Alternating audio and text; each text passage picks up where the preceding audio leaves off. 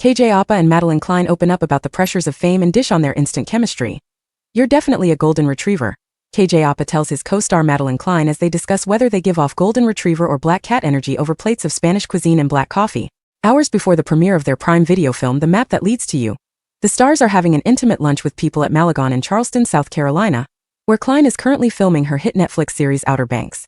As they share an arugula salad with peaches, a bone-in steak and beef cheeks, a go-to favorite of Cline's who grew up just outside of Charleston, the two candidly discuss everything from bonding on set to life purposes. Even as they pick off each other's plates, their chemistry is undeniable as they refer to each other by nonsensical nicknames and toss around inside jokes at the drop of a hat. Apa, 28, tells people that things were instantly easy between them as soon as they met. "We just hit it off immediately. I mean, nothing is serious with us," he says, with Cline, 27, quickly affirming. As they catch up on their lives since wrapping filming in Terrassa, Spain last year, she playfully points out that she's never seen Apa with arm hair. He explains to me that he continuously has to shave his arms for projects to help with covering up his many tattoos, before pulling back the collar of his teal button-down shirt to reveal faded ink on his right shoulder. He's currently in the process of getting most of his tattoos removed. This same playful chemistry and several of Apa's tattoos are on full display as they play Jack and Heather, two strangers who form an undeniable bond while traveling across Europe in the film, which also stars Sophia Wiley, Madison Thompson, Orlando Norman and Josh Lucas.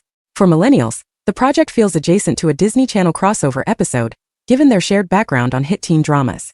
Both Apa and Cline had their meteoric rises to fame on shows with just as massive followings, which they later point out can come with both highs and lows.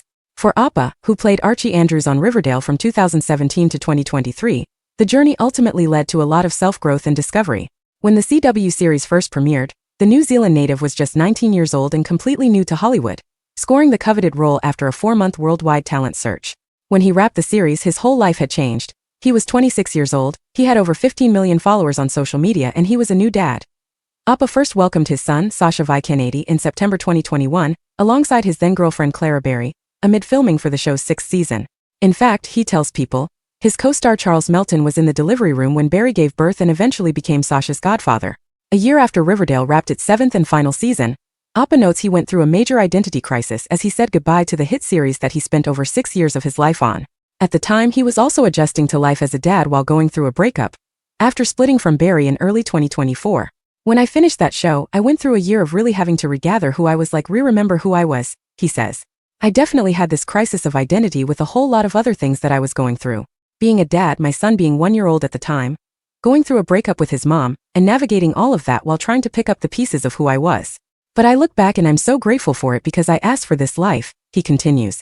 "I asked to be here and this is what it all comes with. And I am grateful for it and I'm glad that I went through it." For Cline, who landed her breakout role as Sarah Cameron on Outer Banks in 2020, she's going through her own transformational period right now as she films the Netflix show's 5th and final season. Though she notes the process has been incredibly emotional, she admits it feels like the right time to say goodbye to both the show and Charleston. "It's happy sad," Cline says about leaving behind her hometown when the series wraps. "I love Charleston. As long as my parents are here, I will probably always come back to Charleston. It is very much a part of me, but home isn't here anymore. I get homesick for LA or even New York. For me, home is where your friends are and that's what makes me happy. So I will miss it in a way, but I think we're all filled with such gratitude and we're very, very happy and truly so lucky for the experience." She explains of her and her co-stars' feelings about the final season before adding, "But I think we all kind of feel like it's time and we've been playing these characters for so long. We're all very excited to step into some different shoes."